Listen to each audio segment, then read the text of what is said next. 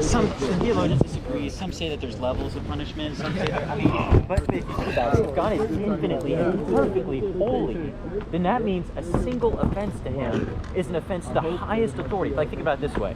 If I go, lie, let's say I'm older and I have kids. If I lie to my kids, nothing's going to happen to me. I get off free. If I lie to my wife, I'm going to be sleeping on the couch. I'm going to be in the doghouse. If I lie to the police, I'm going to be in legal trouble, right? If I lie to the president, I'm going to be maybe killed. There's a lot of things, and it's the level of authority that changes. Now, when you're with God, if I lie to God or lie to someone else in front of God, that's the ultimate authority, which requires an ultimate punishment. Now, and I want to say punishment, but really it's just me rejecting His goodness, right? Because we say it's good to tell the truth and not to lie.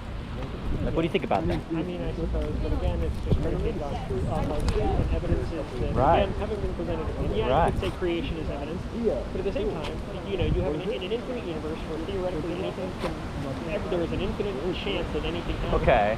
Then theoretically you will inevitably get systems that are incredibly complex. Fair. Than the ones on Earth. Well, and you could say some things, but then you have to have an infinite universe to do that, and there's a lot of modern evidence is the background radiation, second law of thermodynamics, the universe is expanding, the great galaxy seeds discovered, and Einstein's theory of general relativity all say that the universe isn't eternal. It's just it has a beginning. Also there are some things about Einstein's theories that are inherently flawed. His fudge factor, but yeah. That, and he also rejected quantum mechanics, which we've observantly proved are real. Well, yeah.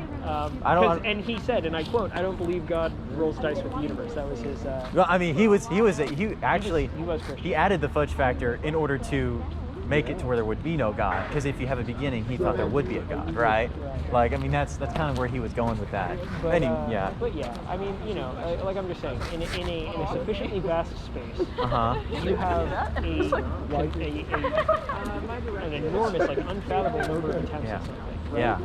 And one of the things we learn about in chemistry in general is that if things bump into each other enough times, they start to do weird stuff. Interesting things. Yeah, fair. They start to do interesting things, and so that's the thing. It's again, creation.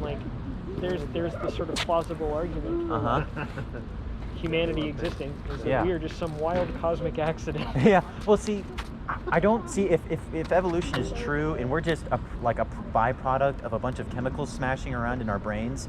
I don't think there's any reason to believe anything that I think is true, because I can't freely reason to something. It's just there's a bunch of chemicals bouncing around in my brain, and then that's what decides, right? So I think there's a dependency. Even the laws of logic, where are they? We're using them to communicate. I think there's a dependency on the immaterial. We communicate based on on again, it's all about paradigm, right? We're using them to communicate because of our again, subjective interpretation of reality. Okay, right? But there is an objective reality, though. Yeah, exactly. Okay. Which also sometimes we might have to accept that we can do our best to experience that and understand it. Very true. But at the end of the day, there's no definitive way. There might not ever actually be a definitive way to prove, to prove that reality as we experience it is true.